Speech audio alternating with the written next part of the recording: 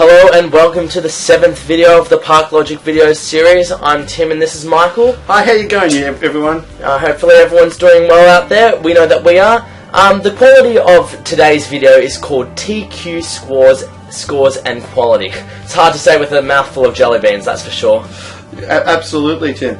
But just before we tackle TQ scores, can I just say, I just want to thank every single person, once again, that has been liking us, that has been leaving comments, sending positive emails. It's been really good, yeah. It's been really, really good. So we're going to try to keep on putting these videos out, and as long as people enjoy them. And one of the things I would like to do is that in one of our videos, we said to people, please, when you're doing a ParkLogic application, put as your first domain name ParkLogic Videos, because that helps us determine whether a person's real or a bot or something like that. And we've been having quite a number of people do that now, haven't we, Tim? Yes, we have. It's been really good. It's been really helpful. Whenever I see it at the top of form, I get very excited. You know, someone's actually watching the videos and stuff like that. Yeah. Yeah, absolutely. So it's really, really good doing that. So if you're wanting to apply for a ParkLogic account, please put ParkLogicVideos.com as your first domain name, and we can go ahead and we know process it faster. Yeah. Absolutely. Otherwise, we have to go through a whole laborious process with trying to go and work out is it a bot or applying for an account, is it fraudulent, all that sort of thing. Yeah, that's exactly right. Okay, back to the subject at hand. Yep. TQ scores and quality. Yeah, TQ. So what does TQ stand for? Traffic quality. In other words, do these domains have quality traffic? And so TQs came from Yahoo, and it was their efforts of trying to go and work out what is quality and what is not quality in terms of traffic for their advertisers. The thing that domainers sometimes forget, Tim, is that ultimately the people that pay them are not Yahoo and Google. Really? No, it's not Yahoo and Google. And it's not the pseudos and the main sponsors, or the ParkLogics for that matter. It's actually the advertisers. And so all the domain traffic has to have advertiser conversions. Otherwise, advertisers don't want to use it. Yeah, so it's been found. Seems logical. You need good traffic, good advertisers. Yeah, that absolutely does. Now, one of the things that's important about this is that advertisers need to convert, and they go along and pay Google or Yahoo and then pay it on. But they're only going to pay if they have good quality traffic. And so that the whole way of trying to find the good quality traffic, that's what TQ is all about. Okay, so it's like a standard in which domains are set. Yeah, it's sort of like that. But the thing to think about, though, is that everyone in that supply chain is after quality. Everyone wants quality. So you go along, you get people, they have their domains, and they wonder why they get a quality score of 3. Which is low. Which is low. Anything below 5 is really low. Is it a 1 to 10 scale, like 10 the best, 1 the worst? Okay. Okay. Yeah, so really you should be an 8 to 10. That's where you should be aiming at. 8 to 10, that sort of range. And you may say, well, how do I get 8 to 10? Just make sure you have traffic that converts for the advertising. Now, the interesting thing is this, is that we've seen, for instance, we've seen customers come to us and say, look, Michael, I got single word generic.com domains. In other words, pristine domains. The best you can get. Yeah, and really good ones. And I've got traffic just coming to them because people are typing it in. Let's imagine it's not this, but let's imagine it's aircraft.com. Aircraft.com. Okay, right, it's not one of them. And so you've got people obviously looking for aircraft, and my quality scores are really low. So the thing that we wrestle with this is... Okay, so how does that work? How does that work? Yeah, so the thing about it is conversions. Okay. And this is where I actually sort of diverge a little bit on the quality scores. I know that what Yahoo is trying to do there, but I actually diverge. So let's imagine you have executivejets.com.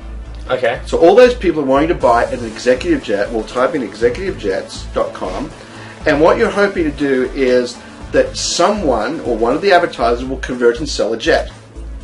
Now, the question you've got to ask yourself, Tim, is how many people who type in executivejets.com are actually in a position to buy a jet and convert as a sale?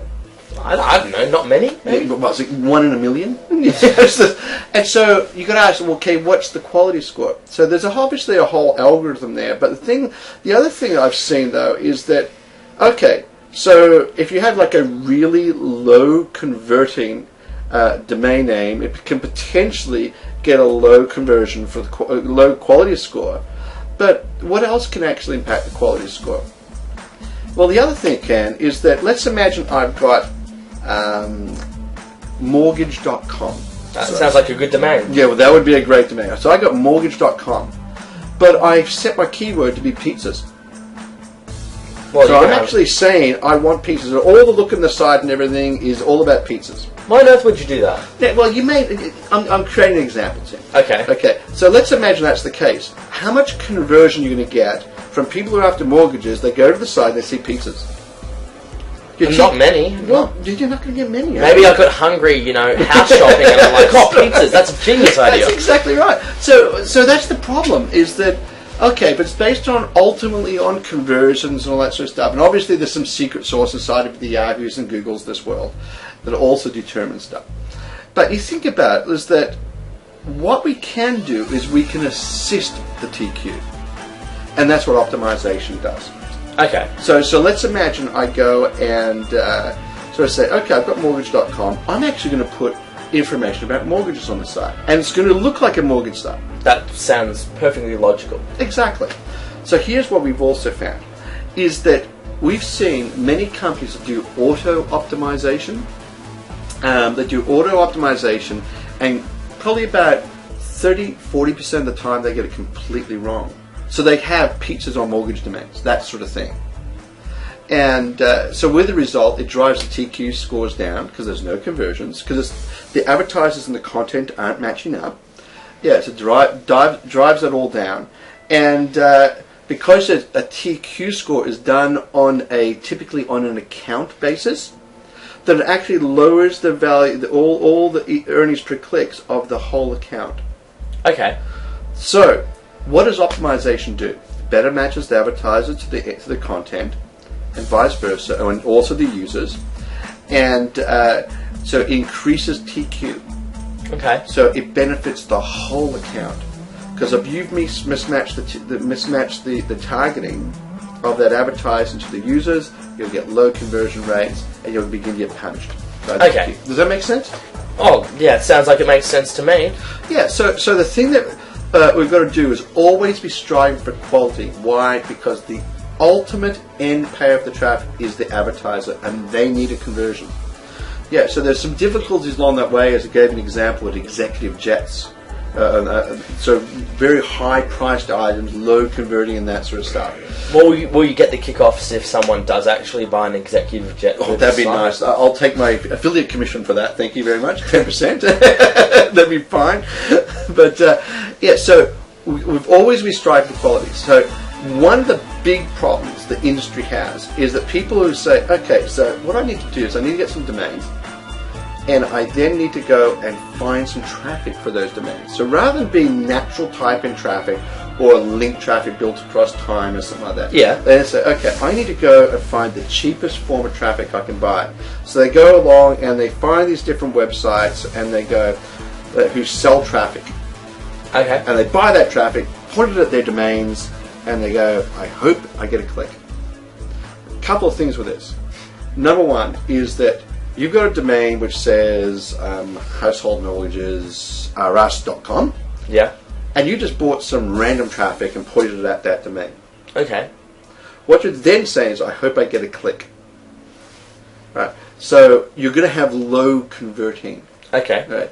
And so in order to overcome this, a lot of these people say, I know what I'll do is I'll build a big proxy network all around the world, or I'll use the existing public ones. Yeah. And I'll fire to get the traffic to travel through these proxy network. And when I do, I will do the clicks. So why go along and have real users? I'll go along and do the clicks myself. That's fraud. And people need to understand that. That's fraud. It's actually a criminal activity. Don't do it. Number one, don't click. Number two, buying traffic for domains is fraught with a lot of danger. You need to be aware of that.